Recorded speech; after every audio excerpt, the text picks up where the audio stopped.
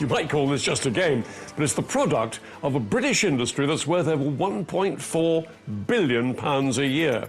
This is the story of how Britain became one of the biggest producers of computer games in the world, all thanks to one incredible game. It was the first game where it tried to tell a story and it was a world that you got immersed in.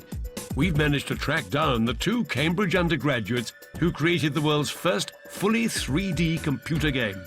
We were terrified of someone else doing the same. You know, we weren't so arrogant to think no one else could do this. Using primitive computers, they built what the professionals said was impossible. A 3D space game with 8 galaxies that people would play not just for hours, but for weeks. They created not only a game that was inspirational at the time, but they created a whole new genre of game. And the name of the game that changed the world? Elite.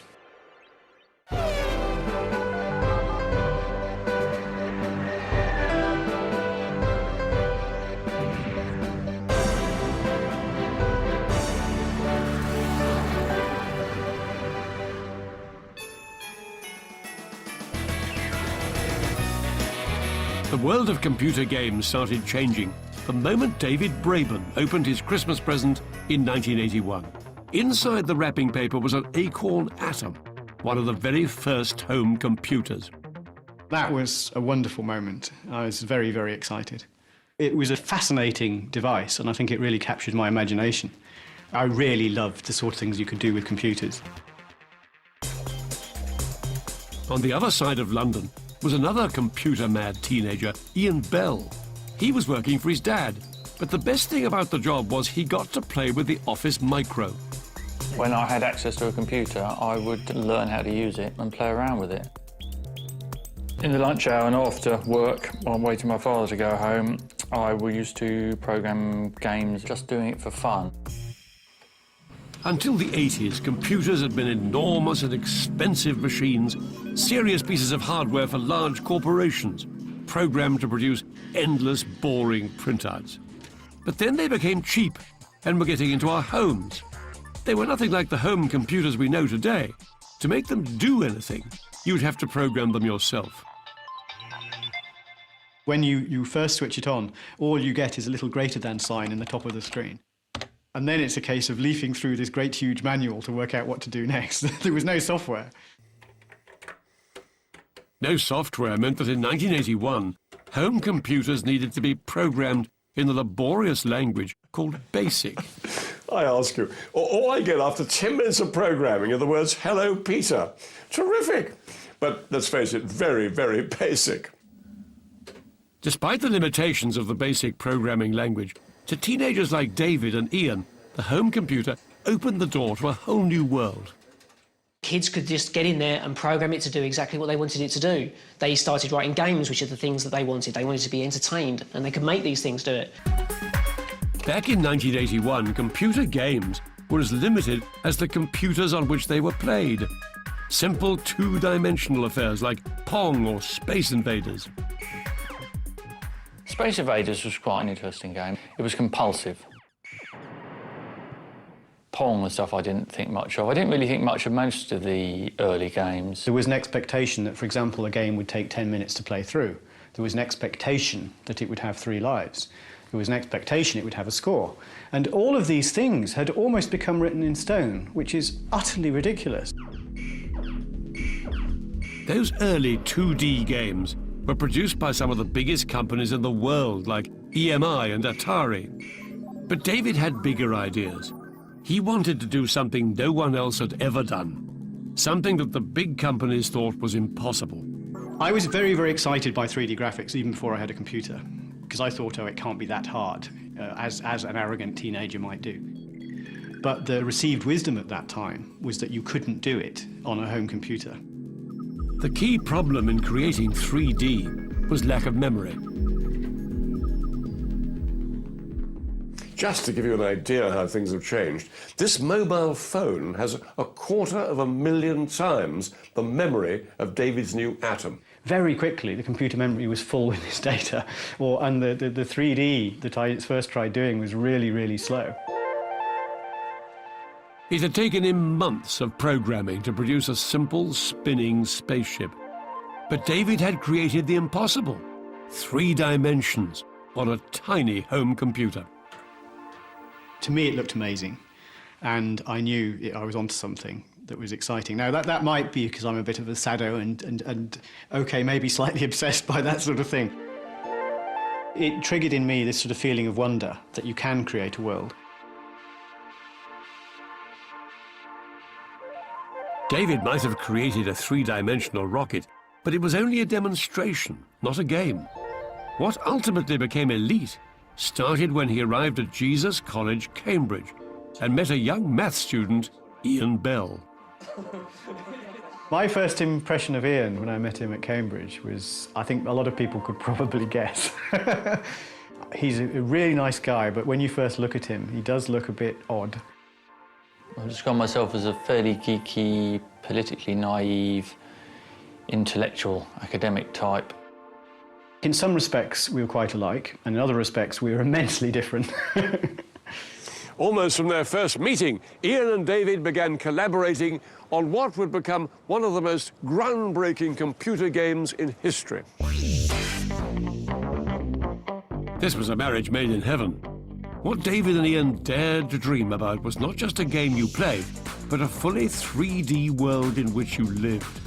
A world where you'd be the commander of your own spaceship, flying from planet to planet, trading with alien beings and shooting it out with pirates on a galactic scale. These were mad ideas, creating a fully 3D world and a game that you could play not just for hours but for days. It would have seemed impossible to most people back in the computer game age of 1982, but not to Ian and David. At the time, we just had films like Star Wars, where it paints a world in your mind, and I thought we could do that in a game. It was the 3D graphics, that was the first challenge. We needed to know that was viable before we could do anything else, because that was going to be the problem. If it didn't work, we wouldn't have a game. The spark that became Elite really caught fire when David gave Ian the program for his 3D spinning rocket. Ian not only got it to run faster, but managed to produce a whole screen full of rockets at the same time. There it suddenly was. They looked like solid objects and they were flying in an aesthetic way. It was a 3D scene on the computer, which I hadn't seen before. And it just looked good, and that's when I knew. That's when I said, oh, the 3D works. That was when we knew the game was possible, assuming we could fit it into the memory. Convinced that they could turn David's 3D demo into a fully fledged computer game, the pair formed the partnership that would help create Britain's multi-billion-pound games industry. The key thing was it had to have great fighting in spaceships. And the reason it's space is because space is easy to draw. There's not a lot. It says the clue is in the name. There's not a lot there. To start with, it was a very short shopping list. 3D space in the sense of the environment you were moving around in, and some sort of trading which would involve multiple systems, so some way of going between planets. And that was basically all we had to start with. In 1982, David and Ian only had a tiny demonstration of their 3D dream.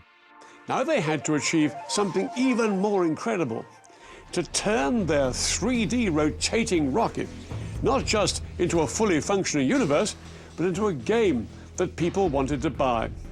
And they had to do it before someone else beat them to it.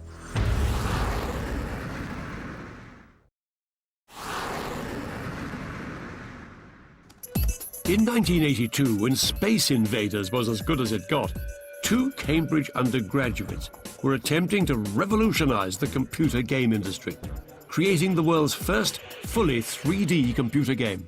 And in so doing, they kick-started an industry that now puts Britain in the top 4 in the world, with exports worth around £4 billion a year. We were possibly the first people to do what would now be called a big game, a game where the player has to put a lot of commitment into playing it, as well as us to writing it. It was a huge challenge. Working day and night, David and Ian were out to beat some of the biggest names in computers at their own game. Creating a computer game at that time was no mean feat. You couldn't just download an application off the net to do it. You did everything from scratch. So, writing a game was a real task. We didn't have tools to design the spaceships. We were designing them on graph paper and typing in the numbers.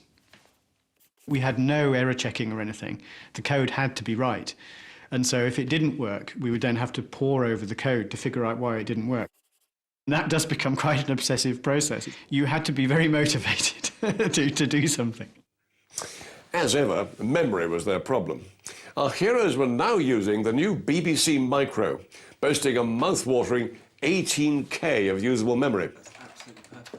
This was a computer built by some of the best engineers in the business.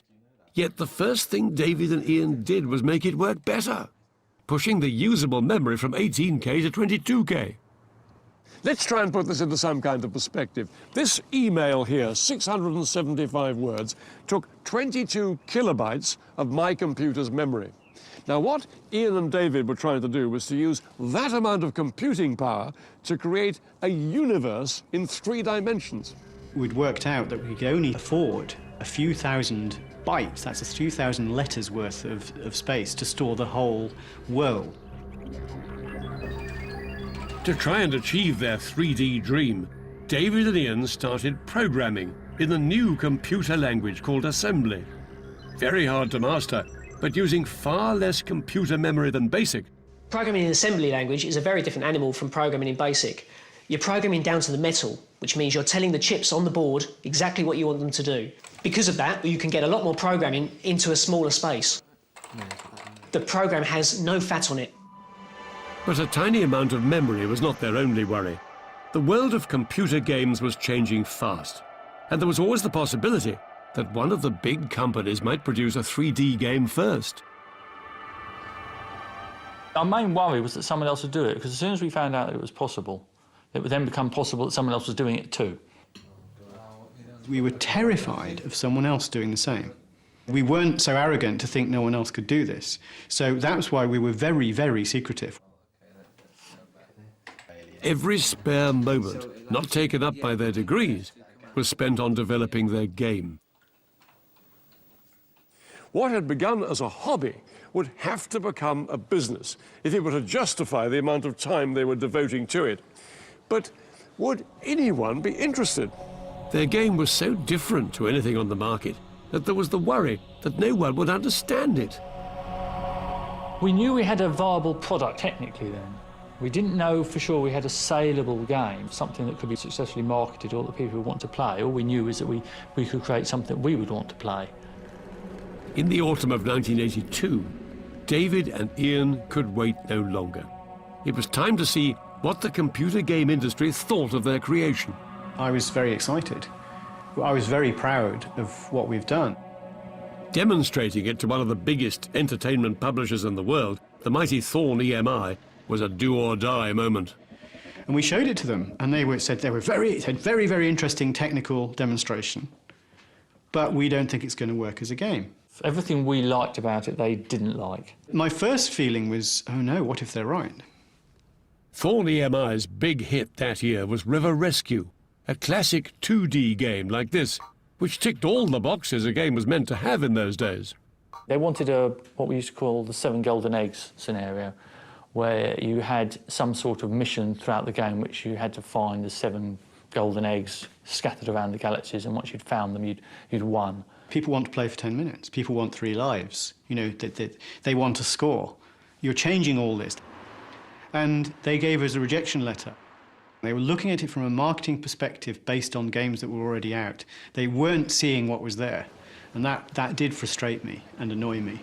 Especially in the computing industry, you find that people turn down things that you can easily mock now, but it would have been a big investment for somebody to back a couple of guys that were still at college. But the boys were determined not to give up. Down, but not out, their next port of call was a much smaller company, Acorn Soft. They were the software offshoot of Acorn, the makers of the BBC computer. Their grimy offices up a Cambridge alleyway were a million miles away from the marketing whiz kids at EMI who'd missed the point. The most important thing about Elite for me was the fact that it combined 3 different aspects of entertainment. It had the the graphics, it had the keyboard manipulation, it had the adventure, and it had the strategy. These I had never seen combined together before. The reaction couldn't have been more different.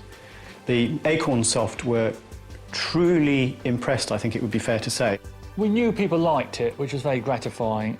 We'd gone with our own instincts about not underestimating the players.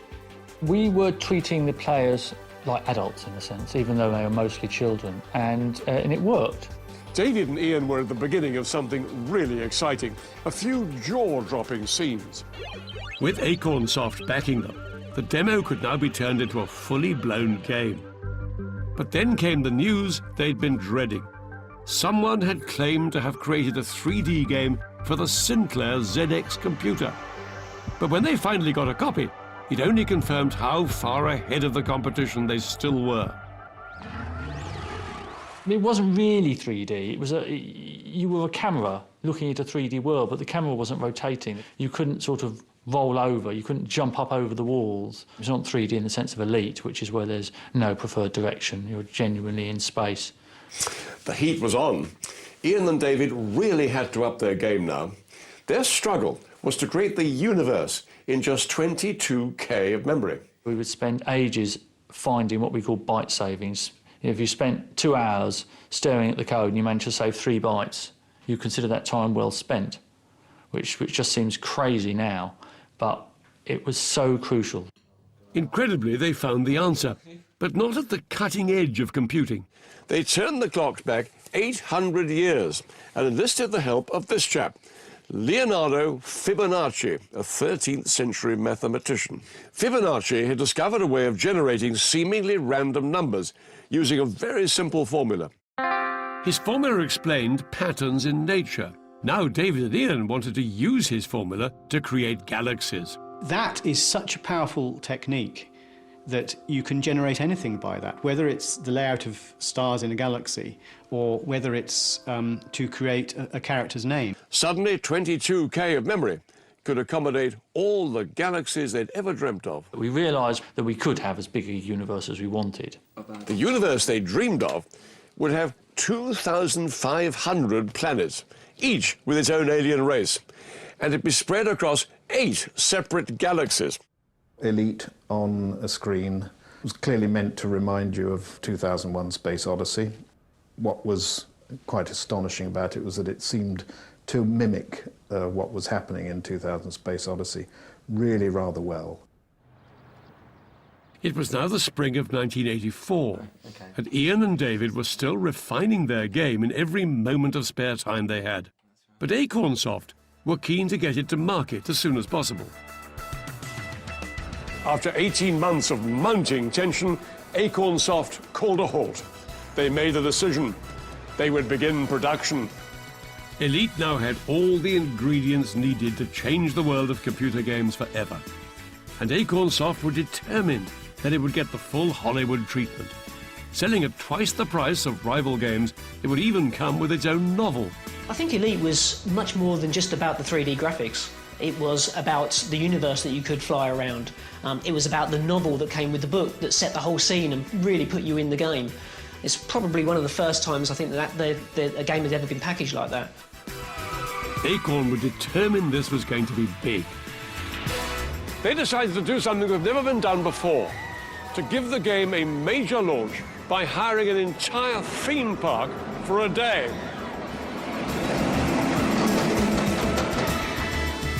But for all that David and Ian were about to become the first computer game superstars, they still only had one thing on their minds: making Elite perfect. I had a sort of nirvana moment 2 weeks before the game was due to go to press. I'd worked out a way of doing a new radar. We just thought, wait, this is so fantastic. We should put this in the game. And we showed it to Acorn with the obvious, well, I know we're not supposed to be touching this, but isn't this great? And they were of the same opinion. One of the jobs of a publisher is to draw a line. We've got to stop here. It would have been a terrible shame if we insisted on launching an application like Elite, which was unfinished, truly unfinished. What our heroes had done was to use the last few bytes of the computer's memory to redesign this old 2D control panel to a 3D radar system. This last-minute stroke of genius became one of the best-loved features of the game. Privately, I don't know how much they may have cursed us, but I think it was obvious to everybody at Acornsoft just how much better this system was. The printing presses finally began rolling in the summer of 1984, by which time David and Ian had invested 3 years of their lives creating a game that was nothing like anything on the market. But no one knew if the world was ready for an intergalactic trading game that could last for weeks. But luckily it seemed Elite was the game the gamers had been waiting for. The first time I saw Elite, I was amazed. These 3D spinning graphics on the screen just hadn't been seen before. And the ability to fly around a universe in your own little world blew me away. The fact that so many people were clearly so impressed with the game made me very excited indeed. I was suddenly plunged into a world that felt deeply alien, with people asking questions and microphones and all that sort of thing. I mean, I was stunned by it all. Almost overnight, Elite blew everything else out of the water. At that time, there were 150,000 BBC microcomputers in the UK. And Acornsoft sold 150,000 copies of the game, an incredible one for every machine in the country. We were the first, I believe, first non-US game to get to #1 on the Billboard charts. In fact, I think we were the first non-US game to get into the Billboard charts, never mind go to #1. It inspired so many other programmers to get out and start writing programs now they'd seen what was possible. It steered people into the field of computer graphics and the field of computer mathematics. I'm forever being said, oh yes, I came into the industry because of you, because of Elite. Elite was the product of 2 young students who dared to dream the impossible. Even better, by breaking the mold, they had created a game which helped catapult Britain to the forefront of a world industry.